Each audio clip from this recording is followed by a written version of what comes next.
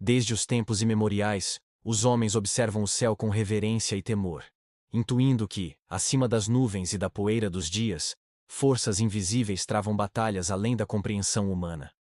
O que poucos sabem, ou ousam admitir, é que essas batalhas não se limitam aos céus. Elas acontecem entre nós, em nossas ruas, em nossos pensamentos, nas decisões silenciosas que tomamos todos os dias. Anjos caminham entre os homens, ocultos em trajes comuns. Olhos serenos ou olhos sombrios. Guardiões e sedutores. Guerreiros e espiões do eterno conflito entre a luz e as trevas. Há uma cidade onde essa verdade se torna mais evidente. Chamemo-la de Cidade Véu. Um lugar onde o mundo físico se entrelaça sutilmente com o espiritual, onde o tempo parece hesitar e os sussurros do invisível ecoam com mais força. Lá, edifícios antigos conservam marcas de asas e espadas ocultas em suas fachadas, e há becos onde o ar vibra com a memória de choques celestiais.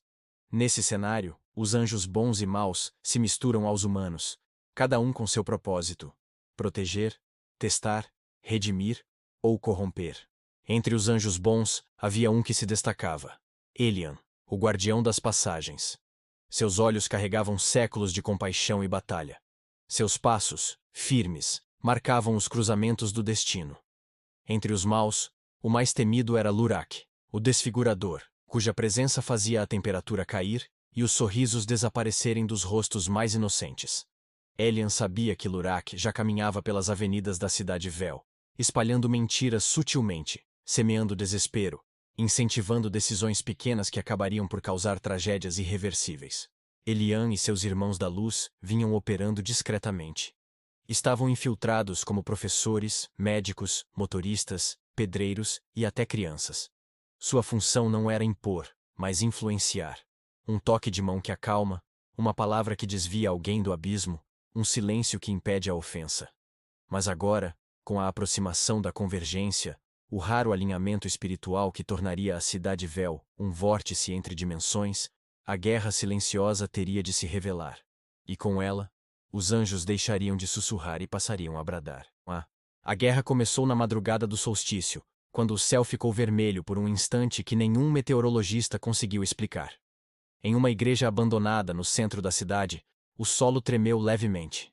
Lurak surgira diante de um grupo de jovens drogados, oferecendo-lhes visões, promessas de poder, libertação do vazio que os corroía. Apenas um deles, chamado Miguel, resistiu. Ele não sabia, mas carregava uma centelha divina, que o tornava um elo entre o céu e a terra. Elian o havia observado desde o nascimento. Miguel, confuso, foi guiado por sonhos até um velho alfaiate chamado Tamar, que na verdade era um anjo da guarda aposentado das batalhas, mas ainda vigilante.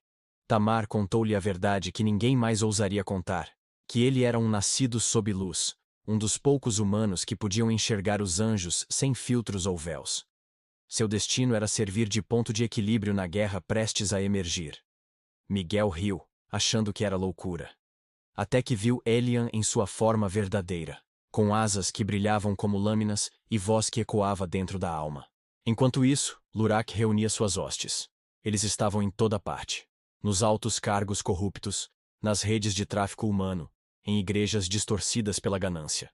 Alguns se chamavam de conselheiros, outros de líderes espirituais.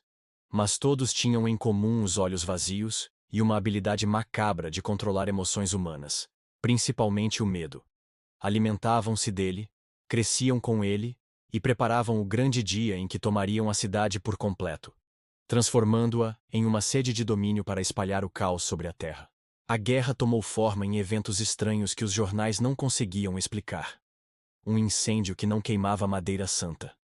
Um colégio onde todos os relógios pararam no exato momento em que uma menina orava sozinha. Um hospital onde pacientes moribundos começaram a cantar hinos antigos de forma uníssona. A Cidade Véu estava se abrindo. Os portais entre dimensões se tornavam instáveis, e anjos de ambos os lados atravessavam com maior facilidade. Mas isso também significava que a humanidade corria mais risco do que nunca. Elian reuniu seus irmãos em um velho cemitério, onde os ecos dos justos ainda vibravam no solo. Havia anjos que vinham de tempos bíblicos, guerreiros como Acer, guardiões como Limiel, mensageiros como Sahel. Todos concordaram. Não poderiam mais operar em segredo. Teriam de se revelar para os puros de coração e convocar humanos a lutar ao seu lado. A guerra seria física e espiritual. Uma criança, uma enfermeira, um policial ou um artista poderiam ser armas se seus corações estivessem entregues à luz. A primeira batalha aberta ocorreu em uma escola pública. Lurak enviara 3 demônios disfarçados de jovens rebeldes, que incentivavam o suicídio e a violência silenciosa. Mas Elian apareceu diante de uma professora idosa, que em oração ganhou força para confrontar as sombras.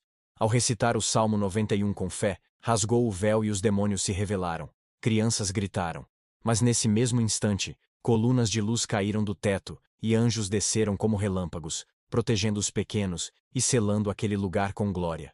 A notícia não saiu nos jornais, foi explicada como alucinação coletiva. Mas quem esteve lá jamais esqueceu. Pais começaram a rezar mais.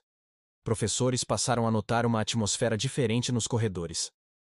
Lurak, enfurecido, lançou uma maldição sobre a cidade, fazendo com que, por 7 dias, todos experimentassem pesadelos profundos. No entanto, os anjos da luz usaram isso a seu favor. Através dos sonhos, visitaram os corações, reacenderam esperanças antigas, curaram traumas e reacenderam a chama da fé. A guerra seguia. Elian e Lurak se encontraram frente a frente no alto do edifício do parlamento municipal. Ali, sob a lua, travaram um duelo invisível aos olhos carnais, mas cujos efeitos se espalharam pela cidade como uma onda. Quedas de energia, vozes ouvidas em rádios desligados, crianças vendo luzes que ninguém mais via. O combate não terminou. Apenas cessou por instantes, pois ambos sabiam que a batalha final se aproximava. E que Miguel, agora mais consciente de seu papel, seria decisivo. Miguel começou a reunir pessoas. Não sabia exatamente o que fazia. Apenas obedecia às vozes que ecoavam em sua alma. Às visões que lhe mostravam locais e nomes. Encontrou uma violinista cega que tocava músicas que repeliam demônios. Um mendigo que já fora sacerdote e conhecia antigos nomes angelicais. Uma enfermeira que orava pelos pacientes enquanto dormia. Um grupo de 12 pessoas se formou, cada uma com dons espirituais secretos. Juntos, seriam a guarda do véu, os últimos defensores da cidade. Enquanto isso, Lurak preparava sua investida final.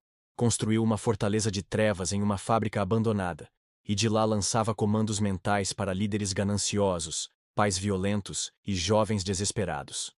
Os índices de violência aumentaram. Notícias de suicídio se tornaram frequentes. Mas no centro desse caos, havia resistência. Crianças começaram a ver luzes e relatar visões de seres com asas. Igrejas lotavam sem explicação lógica. Ateus começaram a sonhar com batalhas celestiais. O invisível tocava o visível com força cada vez maior. No dia da convergência, quando os céus pareceram se abrir em uma aurora que ninguém previu, Elian reuniu seus irmãos no topo da montanha sagrada da cidade, onde, segundo antigas escrituras, anjos haviam pisado antes. Ali, com Miguel e sua guarda, abriram o portal da intercessão, uma fenda que permitia que a glória divina descesse com mais intensidade. Lurak, ao sentir o rompimento, lançou todas as suas tropas. Demônios tomaram forma bestial e marcharam pela cidade, trazendo pânico e confusão. O confronto final ocorreu na praça central. Humanos e anjos lado a lado. O chão tremia, a atmosfera era densa. Mas onde o nome de Deus era pronunciado com fé, luzes surgiam. Lurak avançou sobre Miguel, tentando corrompê-lo com visões de poder, glória e prazer. Mas Miguel, com lágrimas nos olhos, ajoelhou-se e recitou em voz alta: Ainda que eu ande pelo vale da sombra da morte, não temerei mal algum.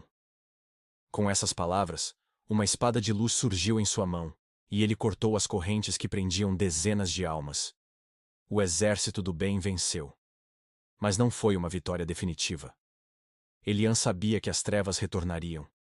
A cidade véu foi salva, mas outras estavam sob ameaça.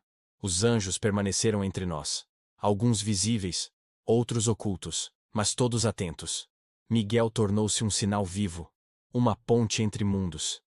E quem caminha pela cidade à noite, em oração ou em silêncio, ainda pode ouvir passos de asas e sentir que algo sagrado vigia os seus caminhos.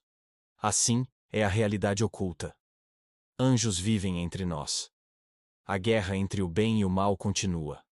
E cada escolha, cada palavra, cada gesto de bondade ou maldade, é uma pequena batalha dentro dessa guerra invisível. Somos participantes, mesmo sem saber. Mas para aqueles que creem, a vitória já começou.